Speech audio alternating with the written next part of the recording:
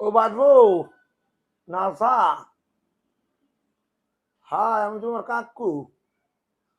তো ফোন দিছি যে বাবা, ওই তোমার ভিডিওতে দেখলাম যে তুমি বলতেছো যে মোবাইল নিয়ে বলে ভোট কেন্দ্রে যাওয়া যাবি না। এটা কত সত্য? হ্যাঁ, আমি তোমার কাকু। মোবাইল নেওয়া যাবে না? ও, না তোমার ভিডিওতে দেখতেছি তো, তাই তোমাকে কল দিলাম যে বাবা, আমার বাইশটা কলু যে মোবাইল নেওয়া যাবি না, এই জন্য কল দিলাম আর কি। কেন রে বাবা, মোবাইল তো আমাদের টাকার কেনা রে বাবা।